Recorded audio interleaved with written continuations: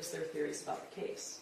The defendant's lawyer does not have to make an opening statement, but she may make an opening statement after the prosecutor makes theirs, or she may wait until later. These statements are not evidence. They're only meant to help you understand how each side views the case. Next, the prosecutor presents their evidence. The prosecutor may call witnesses to testify and may show you exhibits like documents or objects. The defendant's lawyer has the right to cross-examine the prosecutor's witnesses. After the prosecutor has presented all of their evidence, the defendant's attorney may also offer evidence, but does not have to. By law, the defendant does not have to prove his innocence or produce any evidence. If the defense does call any witnesses, the prosecutor has the right to cross-examine them. The prosecutor may also call witnesses to contradict the testimony of the defense witnesses. After all the evidence has been presented, the prosecutor and the defendant's lawyer will make their closing arguments. Like the opening statements, they are not evidence. They are only meant to help you understand the evidence and the way each side sees the case. You must base your verdict only on the evidence. My responsibilities as the judge in this trial are to make sure that the trial is run fairly and efficiently, to make decisions about evidence, and to instruct you about the law that applies to this case. You must take the law as I give it to you. Nothing I say is meant to reflect my own opinions about the facts of the case. As jurors, you are the ones who will decide this case. Your responsibility as jurors is to decide what the facts of the case are. This is your job and no one else's. You must think about all the evidence and all the testimony and then decide what each piece of evidence means and how important you think it is. This includes how much you believe what each of the witnesses said. What you decide about any fact in this case is final. Part of your job in deciding what the facts of this case are is to decide which witness you believe and how important you think their testimony is. You do not have to accept or reject everything a witness says. You're free to believe all, none, or part of any person's testimony. In deciding which testimony you believe, you should rely on your own common sense and everyday experience. However, in deciding whether you believe a person's testimony, you must set aside any bias or prejudice you may have based on the witness's disability, race, national origin or ethnicity, gender, gender identity or sexual orientation, or religion, age, or socioeconomic status. There's no fixed set of rules for judging whether you believe a witness, but it may help you to think about these questions. Was the witness able to see or hear clearly? How long was the witness watching or listening?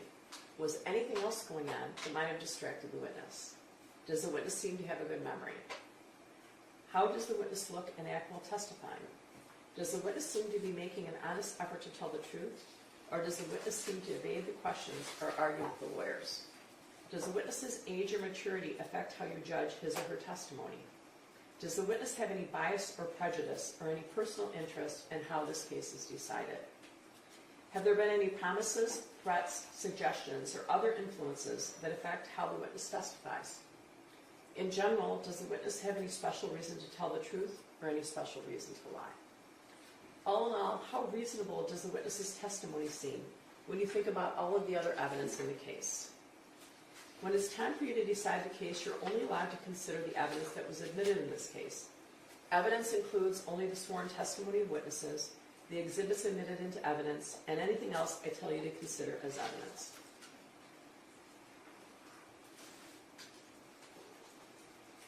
The questions the lawyers ask the witnesses are not evidence. Only the answers are evidence. You should not think that something is true just because one of the lawyers asks questions that assume or suggest that it is. I may ask some of the witnesses questions myself. Sometimes I assume if I'm confused about something, someone else on the jury might be. These questions are not meant to reflect my opinion about the evidence. If I ask questions, my only reason would be to ask about things that may not have been fully explored. If you can't hear something that is said or presented, or if you cannot see a witness or evidence, please raise your hand immediately. During the trial, the lawyers may object to certain questions or statements made by the other lawyers or witnesses. I'll rule on these objections according to the law. My rulings for or against one side or the other are not meant to reflect my opinion about the facts of the case. The lawyers and I will definitely have discussions out of your hearing. Also, while you're in the jury room, I may have to take care of other matters that have nothing to do with this case. Pay no attention to these interruptions. Pay no attention to these interruptions. You must not discuss the case with anyone, including your family or friends. You must not even discuss it with the other jurors until the time comes for you to decide the case. When it's time for you to decide the case, I'll send you to the jury room for that purpose. Then you should discuss the case amongst yourselves, but only in the jury room and only when all the jurors are here. You must not talk to the defendant, the lawyers, the witnesses, or anyone who may be connected to this case. This means that you may not speak to these individuals, even if it has nothing to do with this case. You should be very cautious about speaking to people because you may inadvertently speak to someone connected to this case. This restriction is necessary to avoid even the appearance of any improper conduct on any person's part. If anyone tries to discuss the case with you or in your presence, tell them to stop. Explain that you're a juror and that you're not allowed to discuss the case. If they continue, leave. Report the incident to court staff as soon as you return to court. When the trial is over, these restrictions no longer apply. When the trial is over, you may, if you wish, discuss the case with anyone. I mentioned before that it's helpful. I guess I'm hopeful and it's helpful that you wear your badge because that sort of alerts people in the courthouse that they shouldn't be chatting you up, okay? All right. During the trial, do not read, listen to, or watch any news reports about the case. Under the law, the evidence you must consider to decide the case must meet certain standards. For example, witnesses must swear to tell the truth. The lawyers must be able to cross-examine them. Because news reports do not have to meet these standards, they could give you incorrect or misleading information that might unfairly favor one side. So to be fair to both sides, you must follow this instructions. The restrictions I'm about to describe are meant to ensure that the parties get a fair trial. In our judicial system, it's crucial that jurors are not influenced by anything or anyone outside the courtroom. Under the law, the evidence you must consider has to meet certain standards. For example, witnesses must swear to tell the truth, and the lawyers must be able to cross-examine them. Because information obtained outside the courtroom does not have these safeguards, it could give you incorrect or misleading information that might unfairly favor one side. These restrictions start now, well, really yesterday, and continue until I discharge you from jury service. It's your duty as a juror to decide this case based solely on the evidence that you see and hear in the courtroom. You must not consider information that comes from anywhere else. This means that until you deliver your verdict, you must not read, watch, listen to, or receive any information, including opinions or commentary about the case, whether in newspapers, on television, the radio, the internet, or on social media platforms. You also must not research any aspect of the case during the trial. This means research using a cellular phone, computer, or other electronic device to search the internet, as well as research with traditional sources like dictionaries, reference manuals, newspapers, or magazines.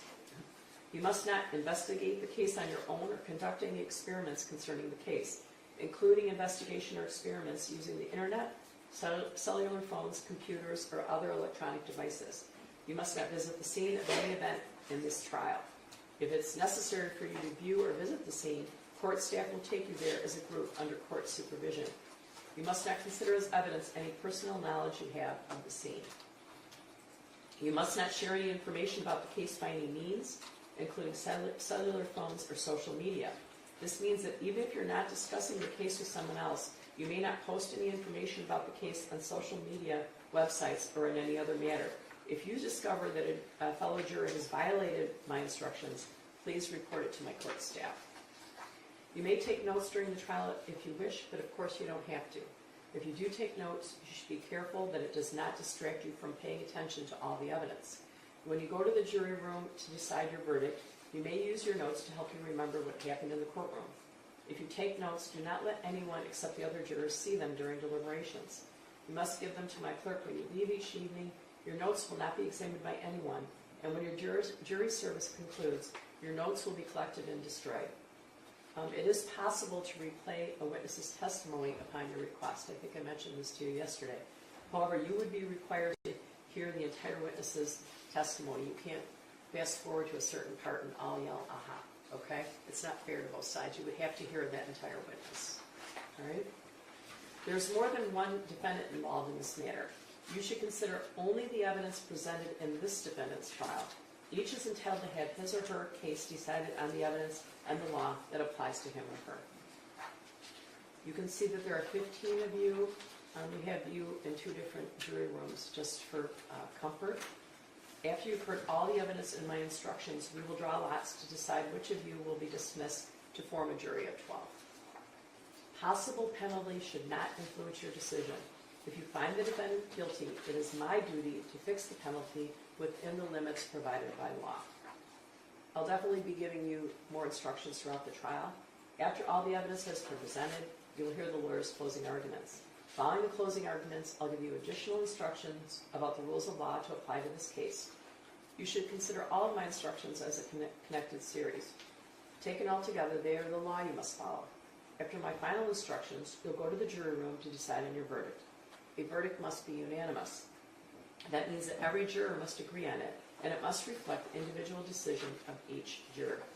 It's important for you to maintain an open mind and not make a decision about anything in the case until you go to the jury room to decide the case. You must not let bias, prejudice, or public opinion influence your decision. Each of us may have biases or perceptions about other people based on stereotypes. We may be aware of some of our biases, though we do not express them. We may not be fully aware of some of our other biases. Take the time you need to test what might be automatic or instinctive judgments and to reflect carefully about the evidence. I caution you again to avoid reaching conclusions that may have been unintentionally influenced by stereotypes. You must reach your own conclusions about this case individually, but you should do so only after listening to and considering the opinions of the other jurors who may have different backgrounds and perspectives from yours. All right, so we're going to hear openings. Prosecutor.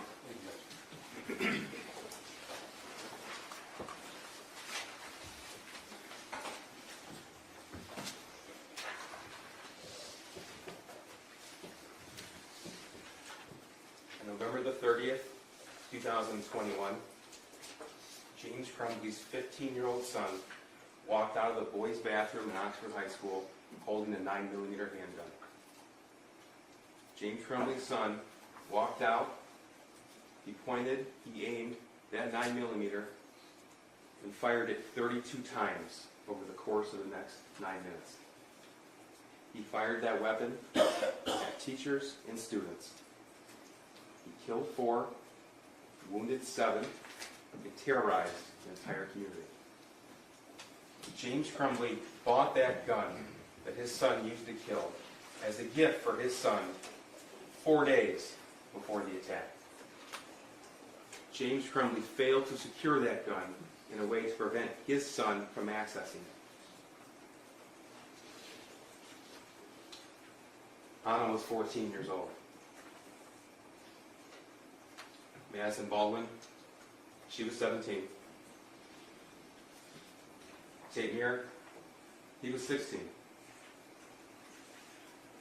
Justin Schilling, 17 years old. These are the 4 students who never made it home that day. What happened inside that school was truly a nightmare come to life. But it didn't have to. That nightmare was preventable. There are 3 people in this world who are criminally responsible for the deaths of Hannah, Madison, Tate, and Justin. The shooter who committed murder, no doubt he's responsible. But so are his parents. But not for murder. They're responsible for their gross negligence, for involuntary manslaughter. Because that nightmare was preventable and it was foreseeable. The shooter's case is done. The shooter's mother, Jennifer Crumbley, her case is done. You're here to decide the level of gross negligence of James Crumbley. And you will learn throughout this trial that he was the adult out of anyone in the world in the best position to prevent these kids' deaths. You're going to learn that those kids would still be alive today had James Crumbley seized any one of the tragically small and easy opportunities given to him to prevent his son from committing murder, any one of them. These were opportunities that were literally given to him, yet he disregarded. During this trial, you're going to hear about events from the spring of 2021 through December of 2021. November of 21 is the critical time period, especially November the 30th. But that earlier evidence is going to give you some context into the family life in the Crumbley household. It's going to give you some context to learn that the shooting didn't just happen out of the blue. The shooter didn't snap. What happened was foreseeable, especially to his father. I'm going to talk to you about some of the evidence that you're going to see through this trial. And we'll start with this. This is a 6-hour 9mm handgun. This was a firearm purchased by James Crumbley as a gift for his son on November the 26th, 2021. This is a picture taken by the shooter, found on his phone, the day that gun was brought home. This is an Instagram post from the defendant's son. The next day, November the 27th, 2021. That's after his mom took their son to the shooting range to practice with that gun. Took my new SIG out to the range today. Definitely need to get used to new sights, LOL. This is a post from Jennifer Crumbley, the shooter's mother, the defendant's wife. That same day, November the 27th of 2021. Mom and son Dave testing out his new Christmas present. My first time shooting a 9mm. I hit the bullseye. You're going to learn that it wasn't just those 2 extra magazines for the handgun in the plastic case that came with it when James Crumbley made that purchase. You see, he was given the tools to make that firearm safe. He was provided a cable lock. It was provided by the manufacturer, by Sig Sauer. It went to the firearm dealer who sold it to James Crumbley. It was for that gun. This is what it looked like the day the gun was purchased, November the 26th, 2021. This is what it looks like now. Still in this original packaging, still with both keys in the lock. It was never used. The decision that James Crumbley made to buy that gun as a gift for his son was made even though he knew that his son was in the midst of total and complete social isolation and had been in a downward spiral of distress that had been going on for some time.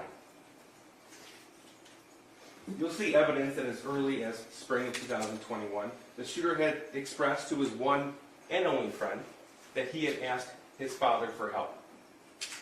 He told him to suck it up. That was in April of 2021. You'll learn that instead of receiving help or intervention of any kind, James Crumbley instead began to take his son to the shooting range, even buying himself a .22 caliber Kel-Tec semi-automatic pistol, and his son a different gun, .22 caliber 2-shot Derringer. That was June of 2021. They would go to the range together on a consistent basis over the next few months. We have evidence of a number of trips, and you'll see some of that. Some of this background is going to shed light on what happened in November of 2021. This is a pivotal month in the Crumbley home.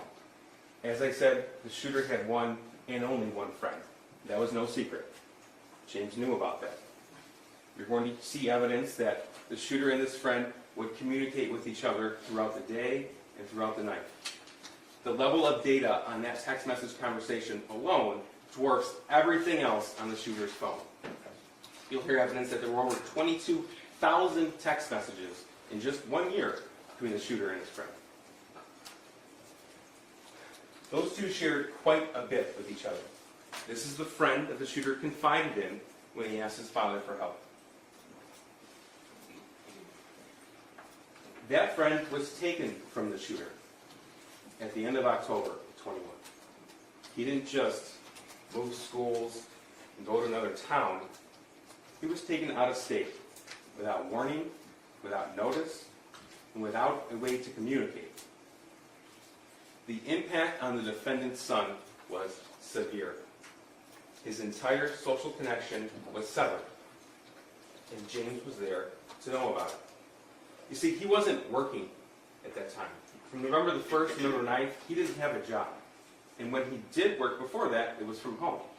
When he did get a job on November the 10th, it was for DoorDash, where he could set his own schedule and decide when he did work and when he didn't work. It was also during this month of November that the defendant's son began to write in a journal. Some of that is going to be permitted to be shown to you, and Judge Matthews decides what you see and what you don't see. The portions you'll see is that the defendant's son wrote about how he was begging his parents for help, how he's begging for a more powerful 9mm handgun to commit the school shooting, and how he's able to obtain access to the murder weapon. Again, this evidence is important for you as background to what happened on November the 30th, but it also gives you a glimpse into the level of knowledge possessed by James Crumbley when he made the decision to buy that 6-hour 9mm handgun for his son on November the 26th, and then, just as importantly, what he decided not to do the morning of the shooting. You see, James Crumbley was afforded what might have been the easiest and most glaring opportunity to prevent the shooting, a full 3.5 hours on November 30th before the first shot was ever fired. Because he was shown this. This is a math worksheet. These are drawings and writings from the defendant's son, November 30th, 2021. One of his teachers saw him doing this, took a picture of that, and sent it to the shooter's counselor. The counselor came down and took the shooter out of class, brought him to his office to find out what was going on. You will learn it took that counselor all of 20 minutes to decide that immediate parental intervention was required. He made that decision even though he had about a fraction of the knowledge possessed by James Crumbley. You see, this drawing, as well as an altered version created by the shooter, were both sent from that counselor to Jennifer Crumbley, who shared it immediately with James Crumbley before they arrived at the school. The severity of the situation wasn't lost on James or Jennifer Crumbley either. They expressed their concern about what they see here, the words, "help me," blood everywhere, a picture drawing of a gun, of a person with 2 bullet holes in blood. They expressed their concern about that drawing to themselves in Facebook messages. This is Jennifer Crumbley, she's in blue. "Call now," all caps, "emergency." This is November the 30th, 2021 at 9:33 in the morning. Followed simply with "emergency." Then she sends her husband, James, the defendant, both the original drawing as well as the altered version of it that the shooter created. That's at 9:38 in the morning. James Crumbley's response, "My God, WTF." And then he says what he was actually doing that morning. "Vet not here. It's McElmurray's for Kira's horse. Still waiting on the vet." You see, James and Jennifer Crumbley spent quite a bit of time away from the home, tending to their horses. That's what he was doing the morning of the shooting. Jennifer Crumbley, he said he was distraught about last night. "James, we talked about it this morning." "You talked to him?" "Jennifer, can you call?" Then heading to his school, "I'm very concerned." That was at 10:04 in the morning. Unfortunately for everyone, they kept that private concern to themselves. They didn't share it with the school counselor. Despite what they knew, despite what they thought, James Crumbley and his wife, neither one of them, mentioned anything about the gun being purchased for him 4 days before the shooting. James Crumbley didn't say a word about how that picture of the gun that his son drew looked identical, that you will see, of the 6-hour 9mm. They didn't say anything about the prior request for help. James Crumbley didn't mention anything about the severity, the real circumstances of the shooter's friend being taken from him. They didn't just fail to inform in that meeting, though. They also failed to act. It was recommended at that meeting that James and Jennifer Crumbley get help for their son then, immediately, that day. And they were provided with a list of resources with mental health providers that would fit any budget, any insurance plan, or even no insurance at all. But they didn't. James Crumbley didn't do anything. Jennifer Crumbley didn't do anything. Neither one of them called. They didn't take him home. The reason given to the counselors that they had to work. But James didn't mention that as a DoorDash driver, he set his own schedule. He didn't mention that he hadn't even signed in for the day for DoorDash yet. He was at the vet. Or that as a DoorDash driver, he was able to just put his son next to him in the car. It was one of the most glaringly missed opportunities. Instead of seizing that incredible opportunity that was before him, James Crumbley spent the next 2 hours driving around town making deliveries. Never once bothering to stop by his house, which was just a mile away, to check on the whereabouts of the gun that his son drew.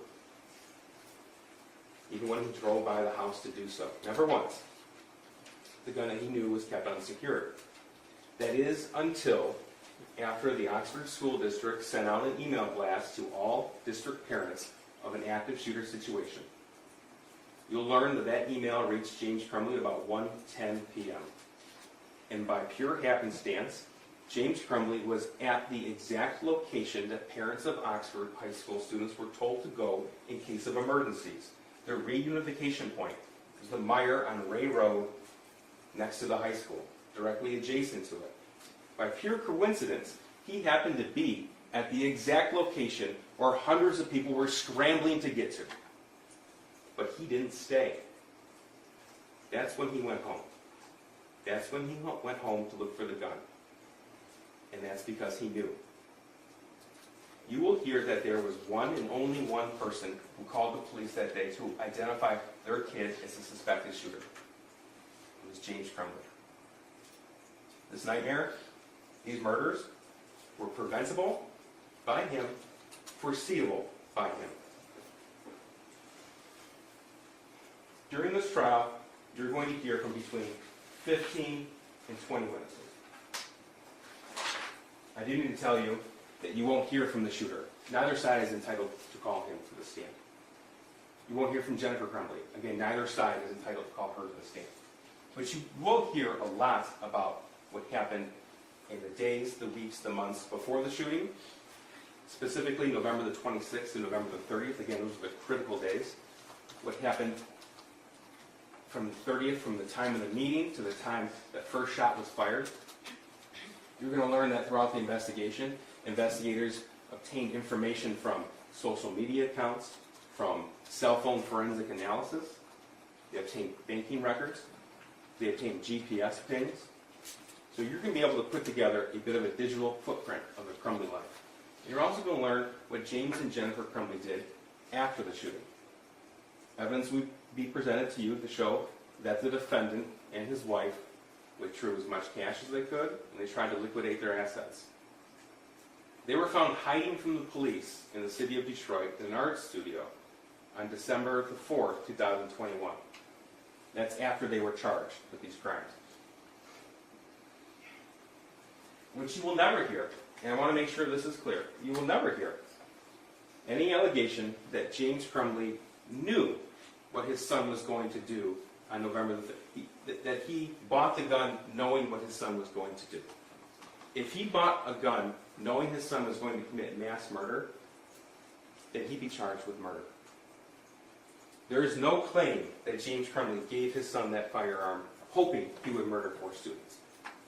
So then the question becomes, how is it that a father can be held responsible for the intentional acts of a teenage son? And the answer to that question is twofold. It's 2 reasons. First, it's important to remember that James Crumbley is not charged with murder. He's charged with involuntary manslaughter. Murder, or aiding and abetting murder, is an intentional crime. Involuntary manslaughter is rooted in negligence. It is by definition, causation, an unintentional killing. Second, it's because it takes a rare and specific set of circumstances to rise to the level of involuntary manslaughter when there are multiple causes of death. a rare set of circumstances. Those rare circumstances you will find present in this case. It takes gross negligence. It takes causation of death. And it takes that other person's acts to be reasonably foreseeable. Those are the three elements that must be proved. And that's what Judge Matthews is going to tell you. You will learn that the law says that in this situation, there are actually two different ways to find this defendant guilty of involuntary manslaughter. You are able to pick either, because the law allows you to do so. Involuntary manslaughter is committed when someone's actions or inactions are grossly negligent, or their failure to perform their legal duty as a parent was grossly negligent. That gross negligence caused death, and not the cause. It was a cause of death. And that's important, because the judge is going to tell you that there may be more than one cause of death, such as this situation, as long as that other cause was reasonably foreseeable to him, to the defendant. Not to everyone else in the world, but to him. The father who bought the gun, the father who raised the shooter, the father who knew what was going on in his life, the father who suspected him as a school shooter, well before his name was made public, well before anyone from the police department told him it was his son. The law allows multiple people to be held responsible in this case. And that's going to come to you from Judge Matthews. Gross negligence is the failure to use ordinary care to avoid a known danger, even though it was apparent to a reasonable person that serious injury would result. It's the willful disregard of danger. And that, ladies and gentlemen, is why we were here. James Crumbley's willful disregard of danger and his failure to use just ordinary care, when he was the one who knew the background, he was the one that knew the origins of this drawing.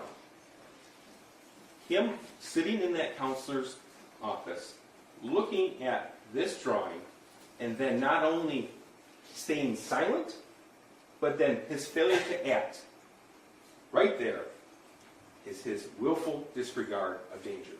Right there. You're going to hear a lot of evidence and arguments in this case. It's important that we all understand that you're not here to decide on parenting.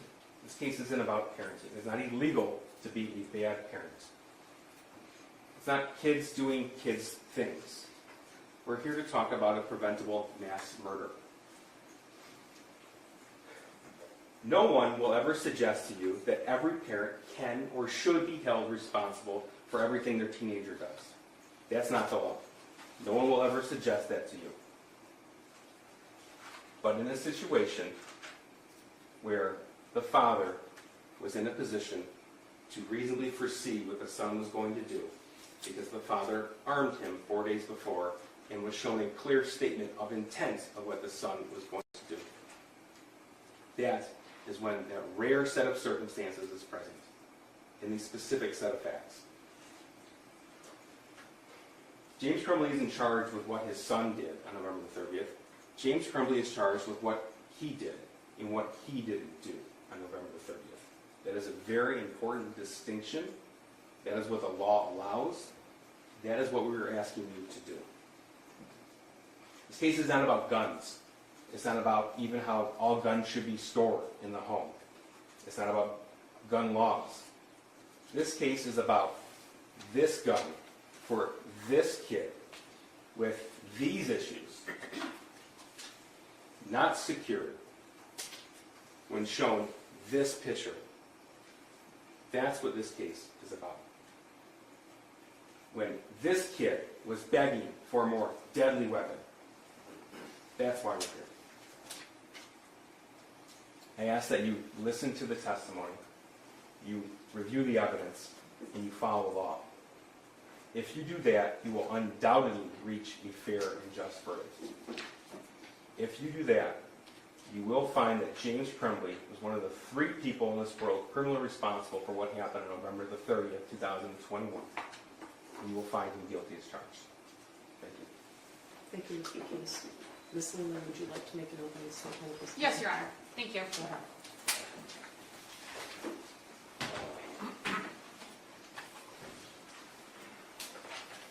The events of November 30th of 2021 undeniably changed people's lives in ways that most people could never imagine.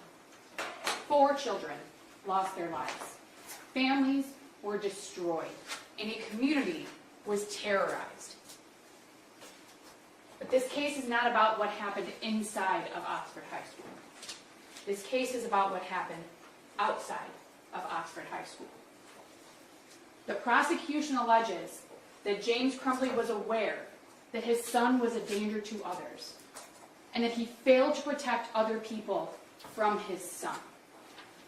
The prosecution alleges that James Crumbley had knowledge that his son could and would hurt other people, and that he failed to protect those people, that he failed to take steps to protect others. And ladies and gentlemen, that simply is not true.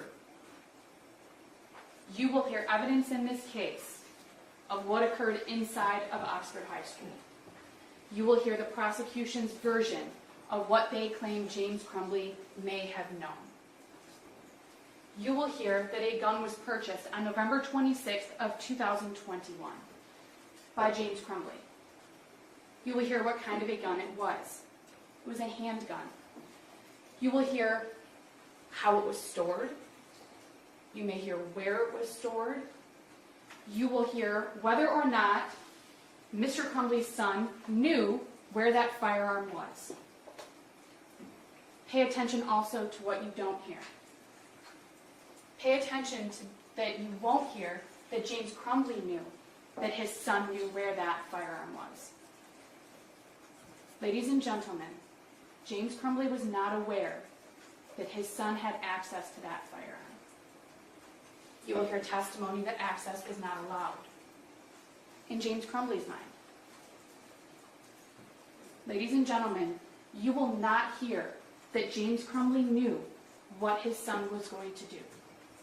You will not hear that James Crumbley even suspected that his son was a danger. That math homework that the prosecution is putting up on the screen, you're going to hear about that. You're going to hear about what other people thought about that. People at the school, including James Crumbley. There's going to be probably quite a bit of discussion about that piece of math homework, ladies and gentlemen, and you're going to hear all about it. Ladies and gentlemen, James Crumbley did not know what his son was going to do. He did not know that his son could potentially harm other people. He did not know what his son was planning. He did not purchase that gun with the knowledge that his son may use it against other people. You will not hear that he did that. The prosecution told you that. The prosecution just told you you're not going to hear that. You're not going to hear that James Crumbley purchased that gun with the knowledge that his son was going to go harm other people. But what the prosecution wants you to believe, the part that's not true, is that James Crumbley knew what his son was going to do and knew that he had a duty to protect other people from his son. Ladies and gentlemen, that's not true. He didn't know.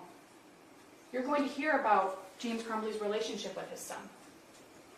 There may be other witnesses who testify about that, about how James interacted with his son, including on the day when that math homework was shown. You're going to hear from other people. They're going to tell you, in their own words, what they observed about James Crumbley and his son, about what they observed about his son, about any concerns they may have had. Other people, not just James Crumbley, but other people with additional education, additional training to evaluate situations like this and evaluate individuals. You're going to hear from those people probably.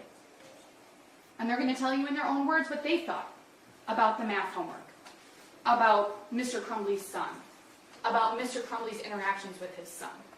Yes, James Crumbley was a DoorDash driver. We all know that. It's been said multiple times. Ladies and gentlemen, being a DoorDash driver doesn't mean that your job is any less important to you or other people than any other job. It doesn't mean that you don't feel that you have a duty to go to work. And ladies and gentlemen, when you're not aware of an immediate, imminent danger, why would you do anything different than what you normally do? You wouldn't, because you don't have any reason to think you need to. So ladies and gentlemen, you're going to hear the evidence. You've heard a lot of questions in the last couple of days from both the prosecution and myself. You probably have an idea where each side lands on these issues. But you're going to hear the evidence. You're going to hear from people other than us. And you're going to be able to hear in their words what they thought about those days from November 26th to November 30th of 2021. And their feelings, what they observed, any concerns that they may or may not have had. The prosecution has asked you repeatedly to follow the law. I'm going to ask you to do the same thing. Please do follow the law.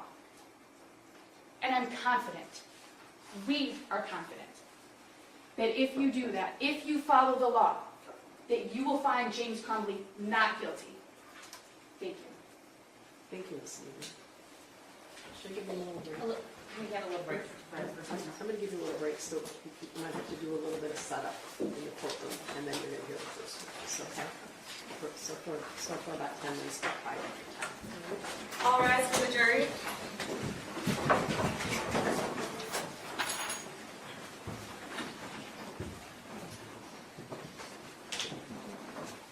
May counsel I approach briefly when the jury's out?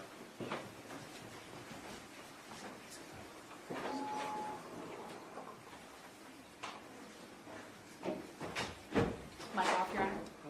Yeah, can you turn the microphone off?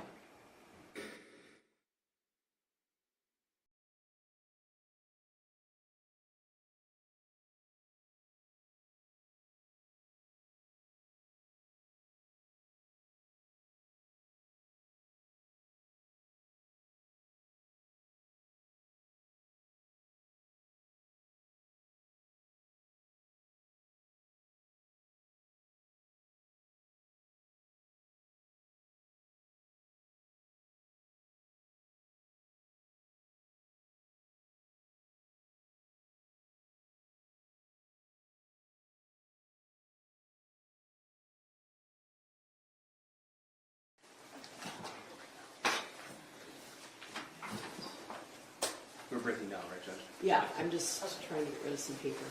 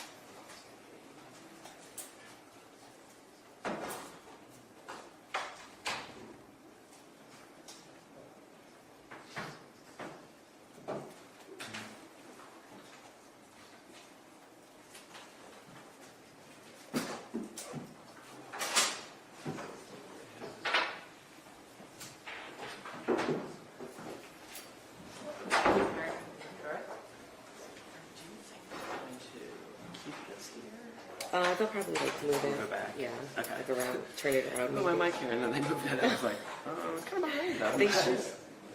I don't know. I guess I can't give you an It's answer. always kind of a crash. Yeah.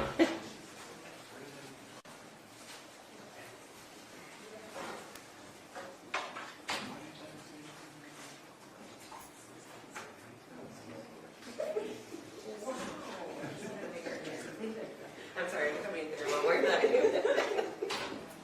He's so mean to me.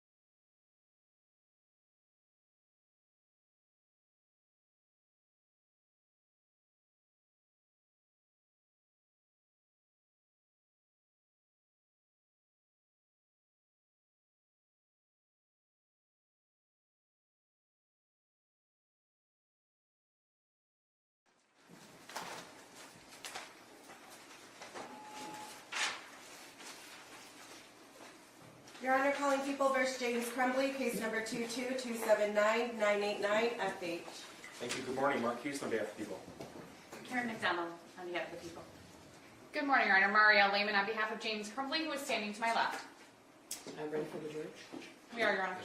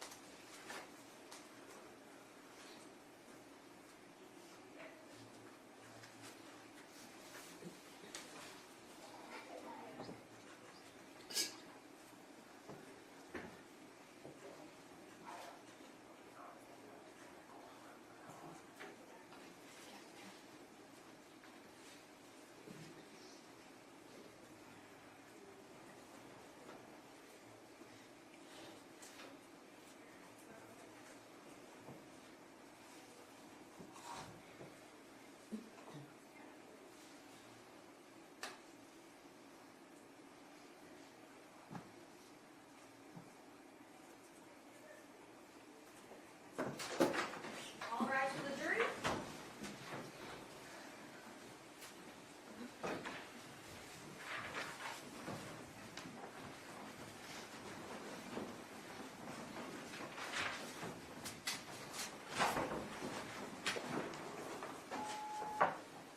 You may be seated. I'm asking who's the first witness? Molly Darnell, Your Honor. May I get her in the hall? Sure. Oh,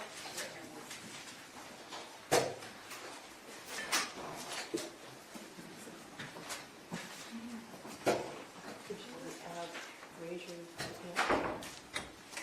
Do you swear or affirm the testimony you're about to give is the truth, self, your back? Could you step up and have a seat?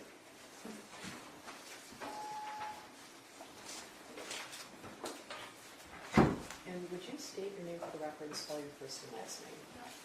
Molly Darnell, Mollydarnell. Okay. may I proceed? Good morning. May I call you Molly? You can. Okay. And Molly, I know you've testified a couple times, so keep your voice up. And if you want me to slow down or you don't understand the question, just let me know. Okay. Okay. Can you tell the jury what you do for a living? I'm an educator. Okay. And where are you employed? I'm employed at Oxford Community Schools. I've been there since the fall of '98. So that would be your whole teaching career? That's correct. Okay. What is your role now? My role now is I am a virtual teacher with Oxford Virtual Academy. I'm a mentor teacher for middle schoolers. All right. So do you go to the high school now? I do not, no. All right. Can you tell the jury what your role was and which building you worked at on November 30th of 2021? On November of 2021, I was the International Baccalaureate Coordinator for the Middle Years program, which was a 610 program, as well as the English Language Arts coach, which was a 612 position. Okay, so you didn't have, did you have instructional contact with students, or was I it did more not. teachers? No, I worked with teachers, predominantly the English Language Arts department, but I worked with many other teachers throughout the 612 curriculum. It was it's a coaching job, so instructional curriculum, that type of what's happening in the classroom at that point in time. When was the last time you had a traditional teaching schedule? A traditional teaching schedule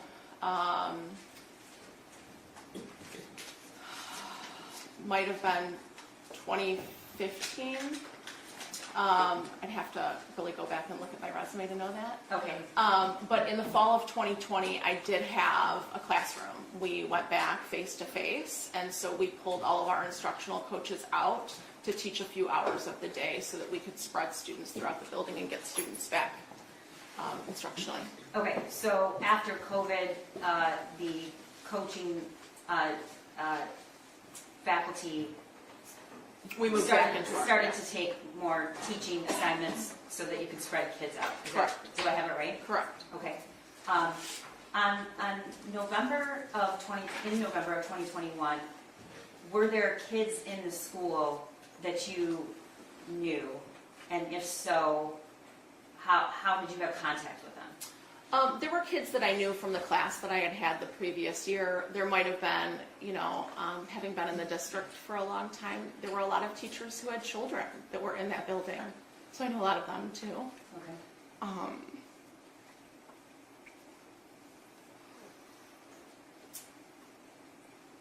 I'm glad you brought that up. Does Oxford have a lot of faculty who send their children to the district? Yeah, I would say many of our faculty send their students through Oxford schools, yes. Okay. And the kids that you knew in that building that day, did you also know them from middle school with this, or you just knew them? Yeah, just knew them from knowing their parents, and or if I had them in class the year before. But there might have been a kid in passing that I met here or there, but for the most part on that year I had no contact with students other than, if like a kid wanted to stop in and see me, or if we met in the hallway, or... Okay. But did you have a traditional classroom on? I did not. I shared an office. It was like a half classroom. So was the classroom turned into two offices or an office? Correct. It was a classroom turned into two offices. It was in one of the instructional halls, the math science instructional hall. And I shared it with two other coaches in the district. Okay.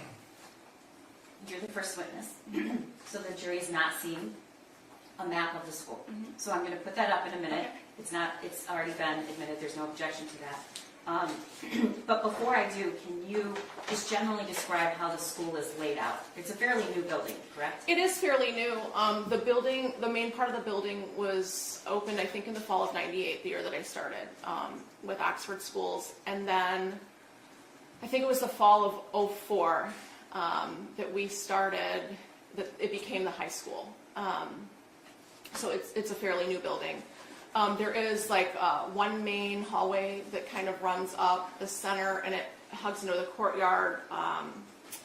It almost reminds me like if you opened it in a map, you would see it almost mirrors itself in many ways, especially the area that I was in. Okay, and your hallway were the hallways organized by subject matter? Yes, we had like our foreign language hallway, our English language arts hallway, we had our math section, social studies, and then science wrapped around the side. Our electives were on the outskirts of the high school. And how did the students and the faculty refer to bathrooms and exits? How did they describe them from one to the other? It might have been like the exit by the staff parking lot. That's how I knew them. Okay. I know that there are numbers on all the doors. Numbers are not my thing. So you're an English. Where is this? Is there a senior There is a leisure senior, area yes. at Oxford? Yes, so right up that main corridor, which is like, if you folded it, there's like this one main hallway. Right in the center of the building is considered the senior window, and that is right in front of our courtyard, one of our courtyards. And the hallways go subject matter. Did you typically find upperclassmen, lowerclassmen, or it was all mixed in all throughout the building? Well, many of the seniors did hang out in that area. There were kids throughout the building. There was no area specific for like freshmen, sophomores, or seniors. All right, I'm going to show you now and the jury what's been admitted and marked as People's Exhibit 9. Can I have this to turn? Yes, it should. You can take 6 minutes. Yeah. Oh, okay. That goes on last. It'll take a second. Okay. Perfect. See it? Thank you. Yeah. Can you tell the jury what we're looking at? This is a map of the high school, and so you see where it says media center in the middle, and then court right below it. When we were talking about that senior window, Right there? correct? So that senior window is just south of court. Like that's the senior window, that window that is on the south end of court. No, go back. Yeah, right on like the south end of court. Sorry, south. Okay.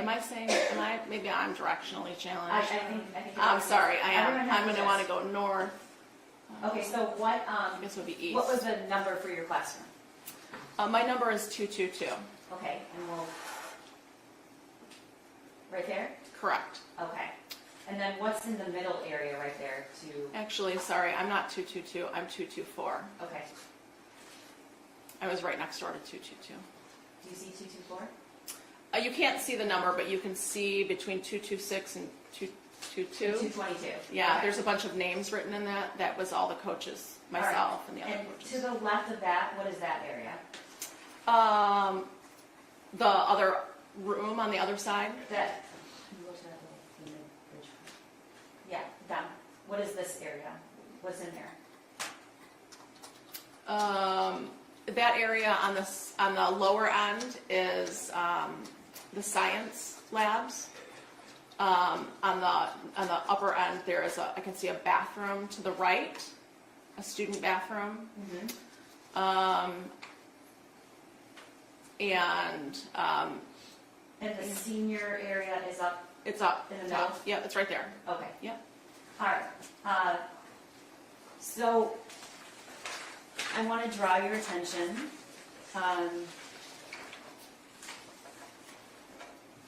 to around 12:50 on November 30th, 2021. Do you remember that day? I do. Okay.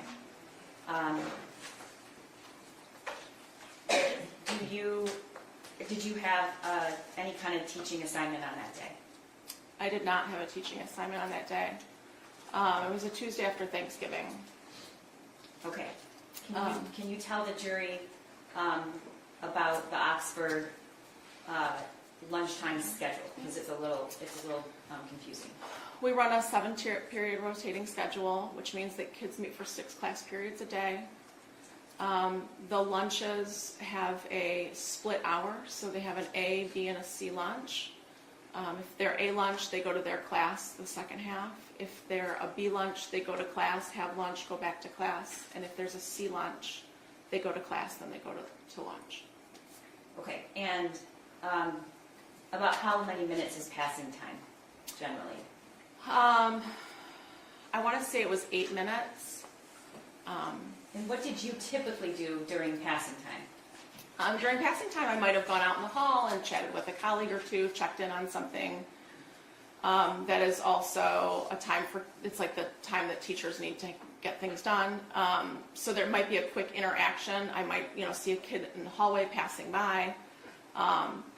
But pretty often, like it was just standing guard outside my room or standing outside my room. Okay. At around 12:50 that day, do you remember what you were doing?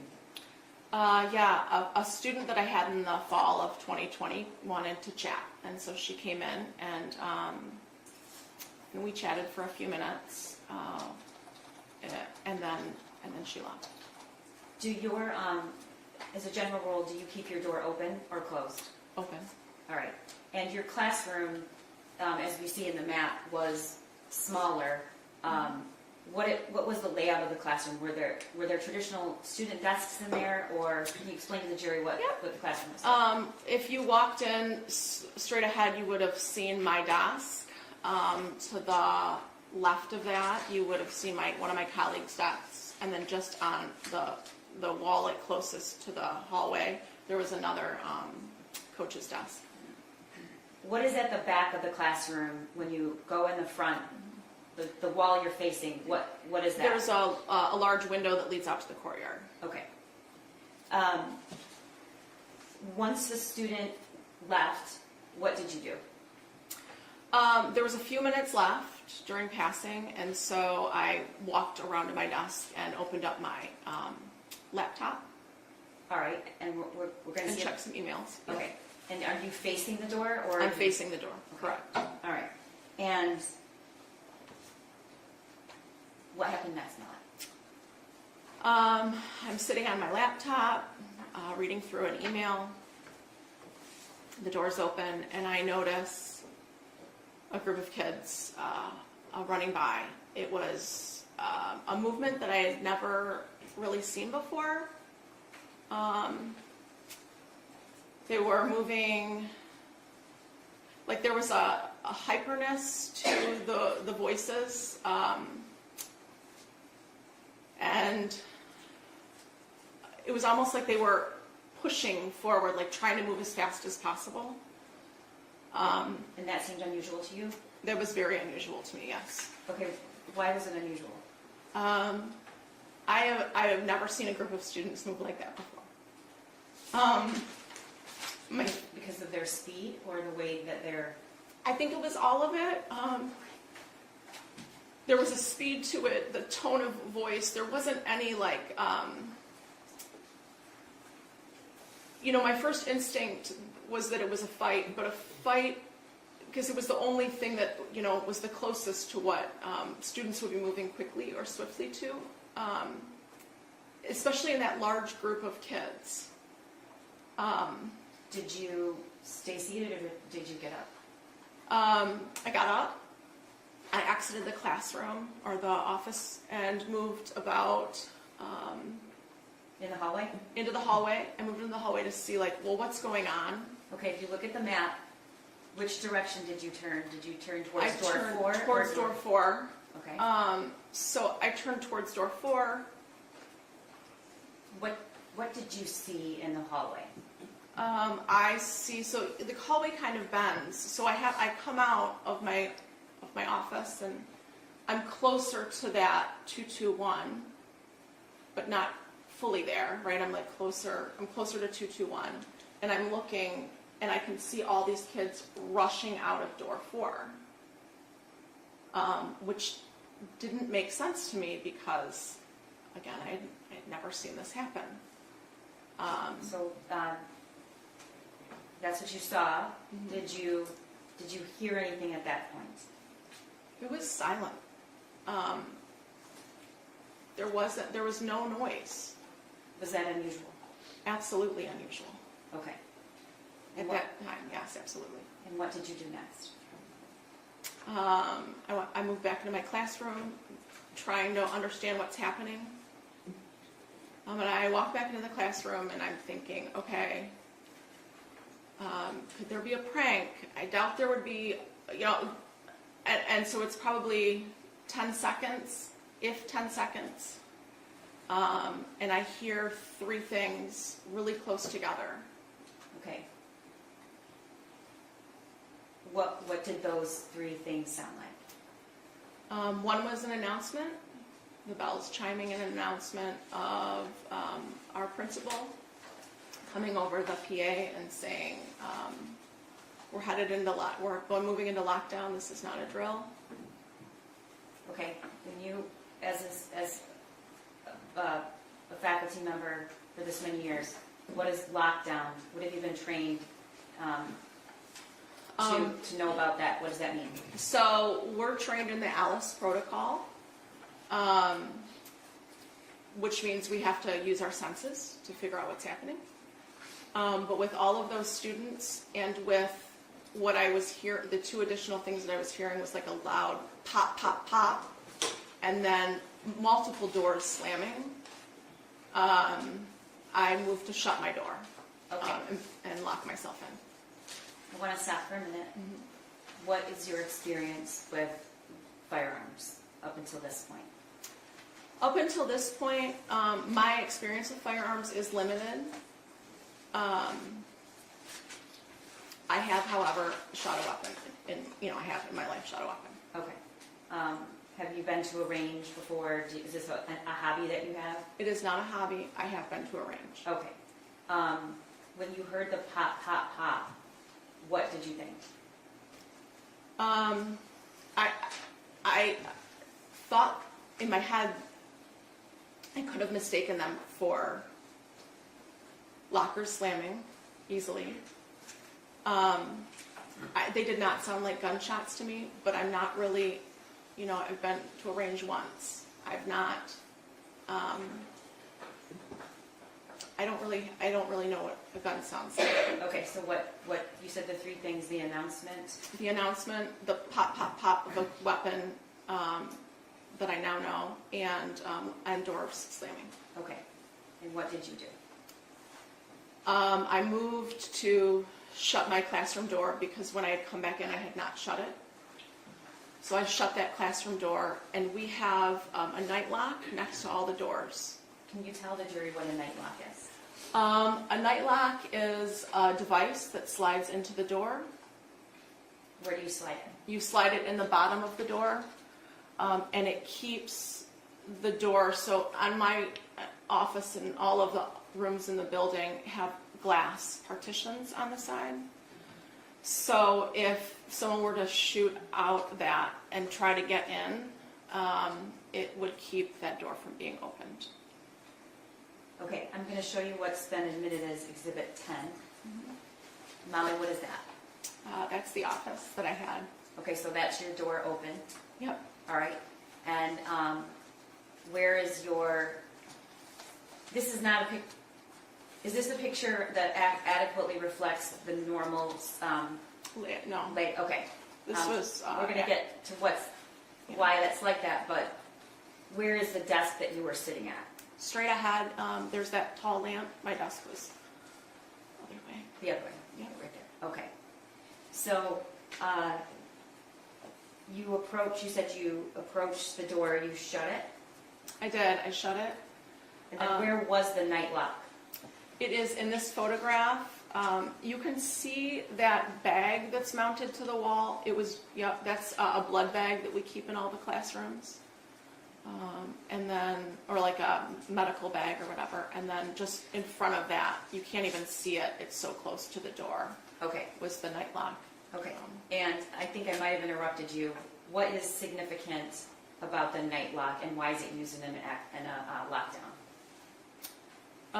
It's a measure, it's an additional measure of barricading yourself into a room if need be. Can you open the door if the night lock is installed? You cannot, What about if you had a key to the door? wouldn't matter. You cannot open. It's like, it keeps that door from being opened. You would have to remove that metal frame in order to get that door off. Okay, and how do you, so the person from the inside has to disengage the night lock, is that, Yes. do I have it right? Yes. Okay, so, you close the door and you get the night lock, and then what happens? Did you see anything in the hallway as you approached your door? No, I didn't. I shut the door.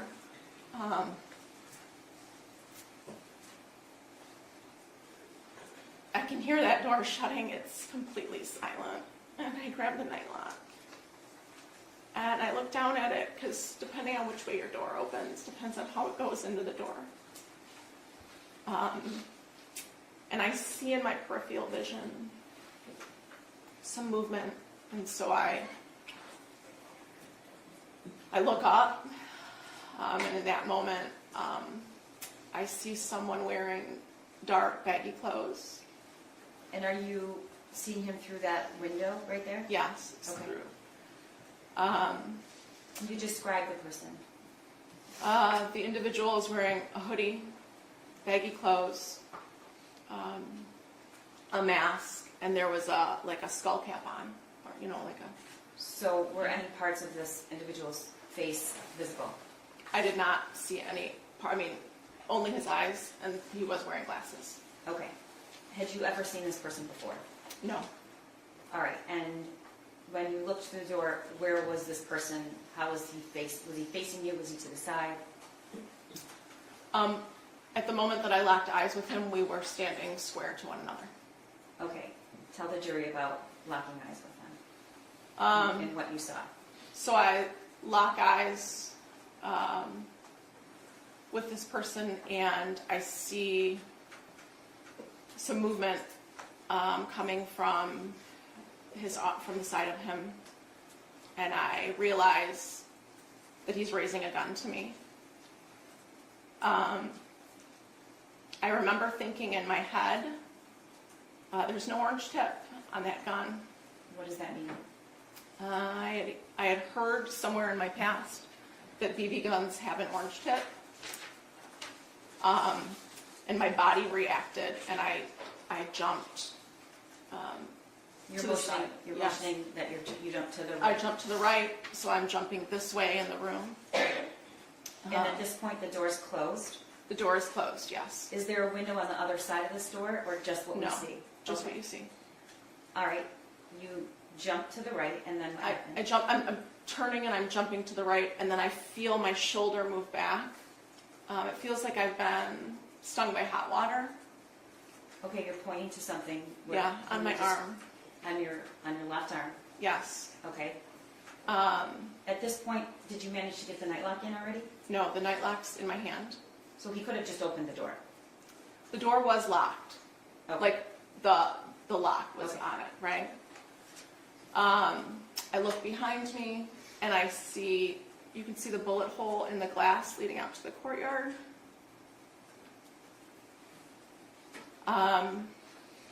And in my head, I remember thinking, a BB gun can't do that.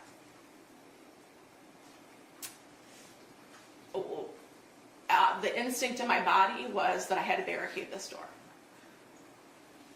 But I'm afraid to go back to the door to put the night lock in. Okay, I'm sorry, Ma, I have to stop you for a second. When you, after you locked eyes and you see a gun, do you hear anything? Nothing. Okay. Oh, well, sorry. That's okay. It's totally silent in the hallway, but I do hear 3 loud pops. You could feel the force like coming, like the way the door hit, it was very forceful. But the sound did not match the force. What do you mean by that? It was like higher pitched than the power of what was happening through that door.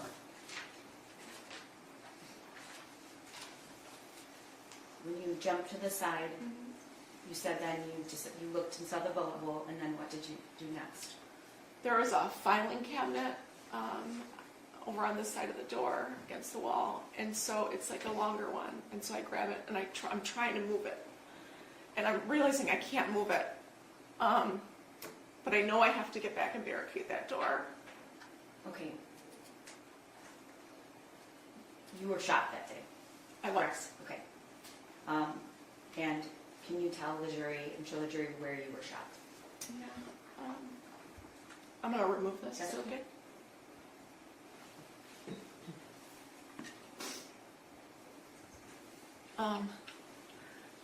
You can step down if you want to, it's okay. Okay. So, as you can see, it's kind of like on the back side of the arm. It's not straightforward. Like, you can't see the scar when I'm standing straight forward. So he caught me when I'm jumping on this side. He catches me. And are there There's two? an entrance and an exit wound, and the line in the middle is where the bullet cauterized my flesh.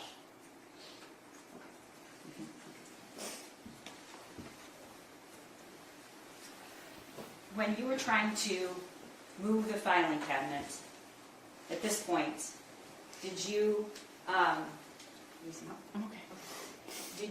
did you know you were shot? I did not know. Okay. Were you feeling anything physically? No. There was nothing physical. I was so focused on, I have to barricade this door. And when I realized I couldn't move that filing cabinet, I still had the night lock in my hand.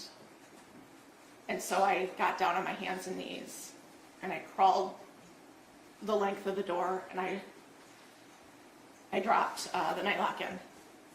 And it made that like ting sound when it hit the ground. And then I went. Talk to me about why do you say that it made a sound? Was that significant to you?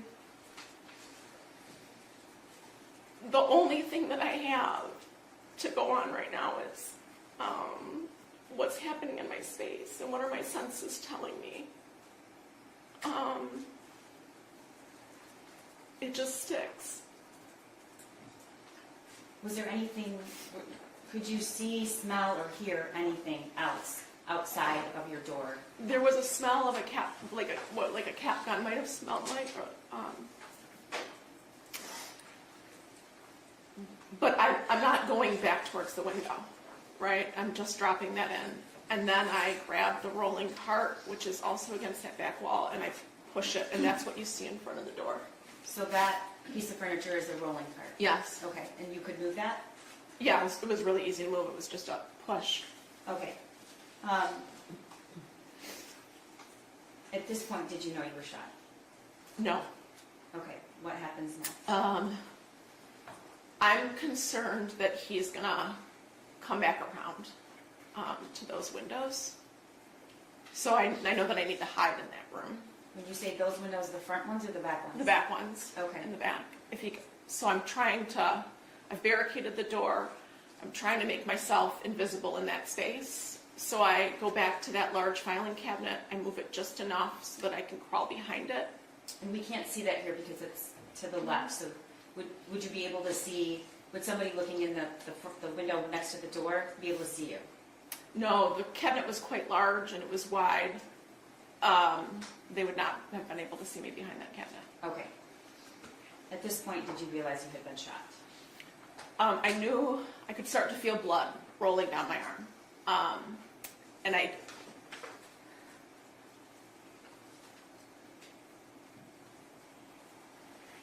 What kind I of... don't think I was admitting that I was shot, right? It's not some, it was so far out of what I knew to be what happens. And so I just knew that if I was bleeding, I had to put a tourniquet on. But I can't get back to that bag that has medical supplies in it. So I removed my cardigan that I was wearing that day. And I used one of the sleeves to tie around my arm. I put part of it in my mouth and the other part in my hand, and I just tightened it around my upper arm.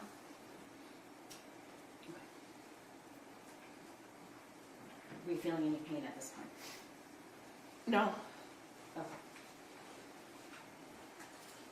The person that you saw raise the gun and shoot at you, did you, looking back then now, what was your impression of his use of the firearm, if anything? Your Honor, I'm going to object to that question. She's already testified she's not very familiar with firearms. I think that she would be speculating about his use at this point. I do want to acknowledge she's testified twice before, so I do know, I'm trying to, this is difficult, even though it's her third time, it's very hard for her, and so I'm trying to get her to answer my questions, so. We'll describe what you noticed about him. His feet were about hip distance apart. His shoulders were square. And he raised that gun right up. It was probably a second from the moment that I locked eyes with him. Okay, just for the record, you're raising your arm at shoulder level. Was it 2 arms or 1? I don't know. I just remember seeing the one arm and my body instinctually moved. Okay, so after you tied the tourniquet, what did you do? Were you hearing any announcements? Did you have a phone with you? Did you have a way of communicating with anyone? I had my cell phone. The thing that I know to do is to barricade and listen. So I'm trying to figure out what to do next. I know that if we're in lockdown, 911's been called. There's a phone on that desk, but if I reach for it and he's there, he'll see me. And then I'm worried about what's happening in the front office. So I don't want to call up there. And I text my husband, I love you, active shooter. Within a few... Did you let anyone know that you had been shot? No, not at that point. within a few minutes, I received a text message from my daughter, who went to school in a neighboring district. Through social media, she had heard that there was an active shooter at Oxford High School. She said, "Mom, are you okay?" And I said, "I'm sheltered in place. I'm safe. And I love you."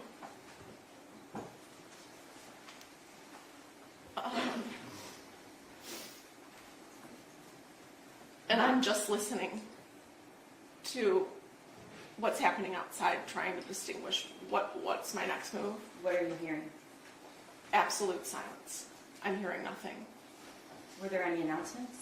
There was another announcement that came on at one point, and it was to remain in lockdown.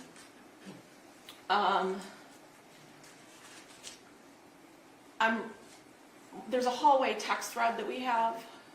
That there's no one texting on that, but You there, mean the teachers Yes, in that in the hallway have a group text? Yes. Okay. no one's texting on that. But in the other part of the building, my language arts team says, I'm hearing there's an active shooter, and I said I saw one. Did you say, "and I've been shot"? I did not say that I was shot. Okay, is there a reason you're not telling anybody that you've been shot? Is that because you didn't want to really understand it, or?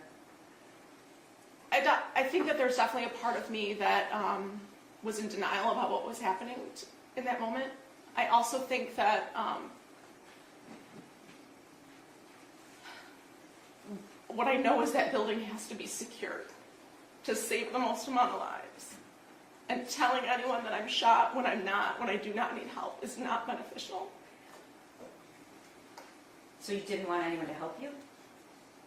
I did not need emergency medical attention at that moment. Or at least that's what I felt. Okay. How long do you think you were in that classroom behind that cabinet? I'm in there for about, I would say, 20 minutes. And I'm sitting on my bum. And at one point I hear footsteps in the hallway because my back's facing that hallway. And I think they're starting to evacuate those rooms. That was the decision, that was the moment that I decided to text the teacher next door to me. She's in room 222. And I just said, no one knows right now, but I've been, I think I used the word hit. I've been hit in the arm. And then I did say, I hope there's no one else. She then alerted. I believe she called 911, and there was another teacher in the room with her, and he alerted the front office. So at some point, did somebody come to try to help you? It was pretty quickly after I sent a text message to them that Kurt News, who was our assistant principal at the time, that he shows up at my door knocking, Molly, are you in there? And from behind that filing cabinet, I said, yes. I've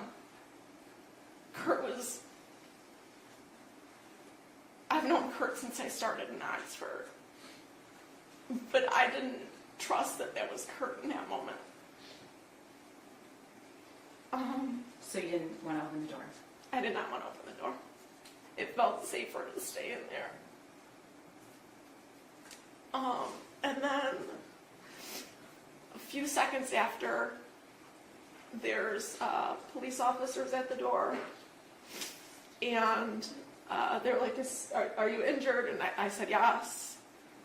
And so they asked me to, I think I said, do you want me to, I kind of like crawled out from behind, and I was like, do you want me to take the night lock out? And they said yes. Do you want me to open the door? And they said yes. And I'm still on my hands and knees at this point. And they reach up for the handle. And that door swings open, and they grab me from under my arms. and they pull me up and out of the classroom, and I can see Kurt standing on the lockers, like against the lockers. Okay. I'm going to show you what's been admitted as Exhibit 11.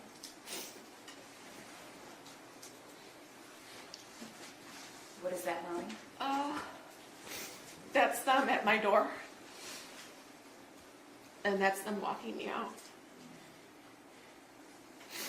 You can see that there were multiple police that were around that door when they pulled me out. And then the two escort me out door 4.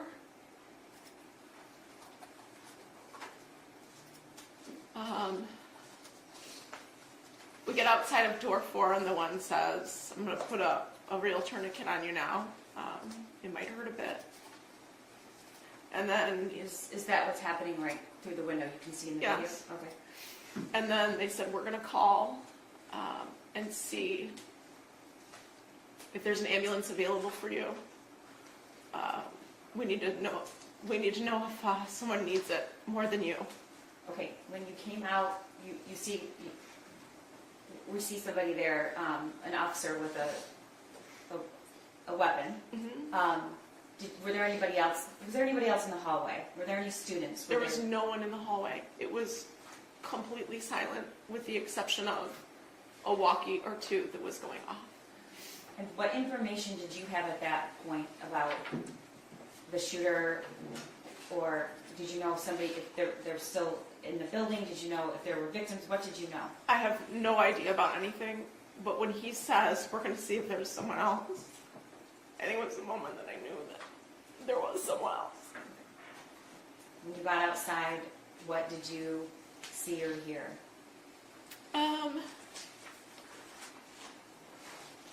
There's a helicopter flying above the building. There's a couple snowbanks. Did you see any students?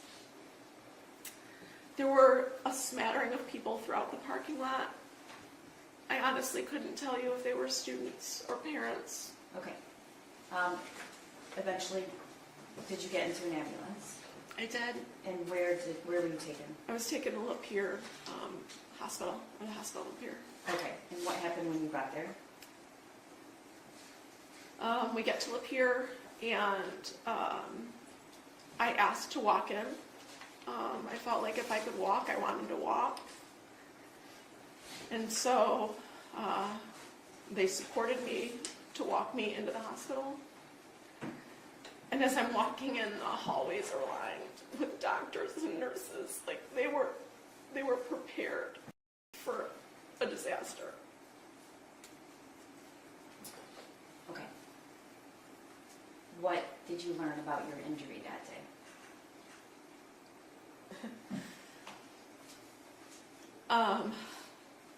It was through and through. It was clean.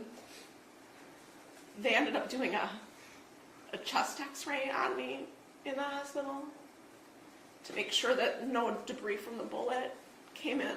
And that was probably the first moment that I cried. Because it felt like I had made a mistake in the classroom. And that I had actually put my life in danger. I didn't know if I was hit somewhere else. What do you mean you thought you made a mistake? I didn't know if I was hit somewhere else. I couldn't understand why they were doing a chest x-ray on me. Okay. Were you released that day? I was. My husband came up to the hospital to come get me. We went home that night.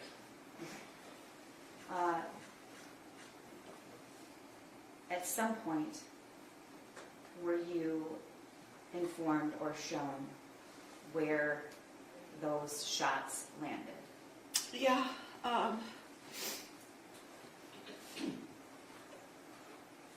He was aiming to kill me. Those shots were intended. Okay. I want to back up. When did you learn where those shots landed, other than you knew it hit your arm? My husband was my nurse at home, taking care, cleaning my wound. And at some point when, I'm holding him out, I realized That's a heart level. And he was aiming to kill me. Okay. How many inches is it from your heart, Molly? I would say about 6. Okay. At some point were you shown the picture of your door that depicted, okay, Yeah. do you remember when that was? Yeah, I saw that photo in your office. Okay, when you came in months ago to talk about the testimony. All right, Molly, I'm showing you what's been admitted as Exhibit 12. Is that the classroom, your classroom door? It is. Okay, and the pink rods, do you know what those indicate? The bullets that came through the door. Okay, and when you saw that in my office, what did you say? He was aiming to kill me. So that's a shot to the head and to the chest.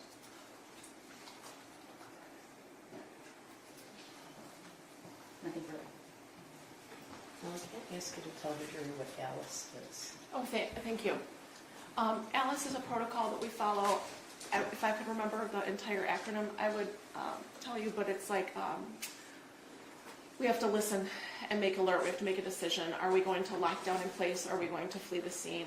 Or are we going to have to go on the attack that like someone would come in the room?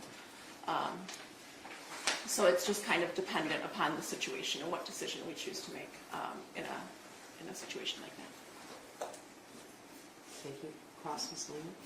Nothing, Your Honor. You should be excused, Your Honor. Yes, you can step down in your excuse. The next witness involves the exhibits that we spoke about earlier today. Okay. So we have a little setup here. We are ahead of schedule, believe me. There are certain things that need to be set up for your review, so we're going to take another break. Okay? All rise for the jury.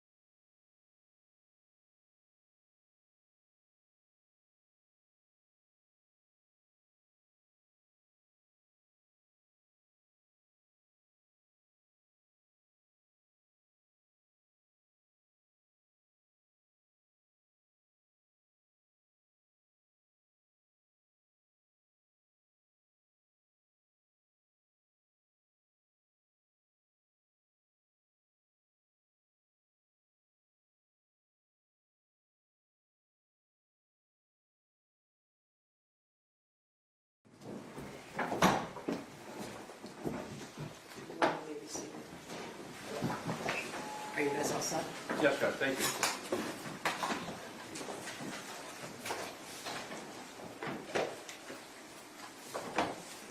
Your Honor, calling people versus James Crumbley, case number 22-279-989-FH. Thank you. Good morning. Mark Keese on behalf of the people. Karen McDonald on behalf of the people. Good morning, Your Honor. Marielle Lehman on behalf of James Crumbley, who is standing to my left. Thank you, Judge. I was trying to beat the arrival of their lunch, so.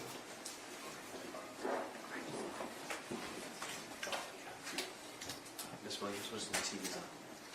And the volume turned up as well? Now this one is on.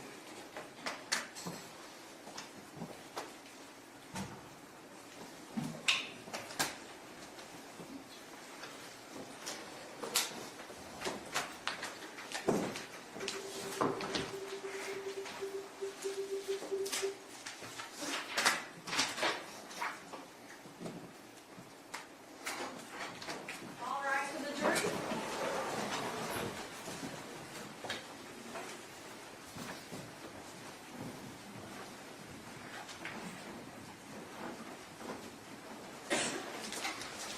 Would you raise your right hand? Do you swear or affirm the testimony you're about to give is the truth so help you God? Yes, ma'am. All right, you may be seated. And then would you state for your name for the record and spell your first and last name? Name is Edward Wogrowski, E-D-W-A-R-D. Last name is W-A-G-R-O-W-S-K-I. Go ahead, prosecutor. Thank you. Sure. How are you employed? I currently work with the U.S. Secret Service. And what do you do there? The title is a network intrusion forensic analyst. I do computer forensics, cell phone forensics, network intrusion stuff Okay. as well. And how long have you been working with the United States Secret Service? 2 months now. And prior to that, where did you work? I worked with the Oakland County Sheriff's Office. And what did you do there? Before I was in the computer crimes unit. Okay. So, before, I take it you retired from the Sheriff's Office? Yes, I did. Okay. And before retiring, how long did you spend there? My entire time there was 28 years. I was in the computer crimes unit for 10 years. Now, if you could tell us, please, what a detective with the Oakland County Sheriff's Office Computer Crimes Unit would do on a day-to-day basis. On a day-to-day basis, our job was electronic evidence, whether it's a cell phone, computer, DVRs from a business, whatever it may be. We were the ones that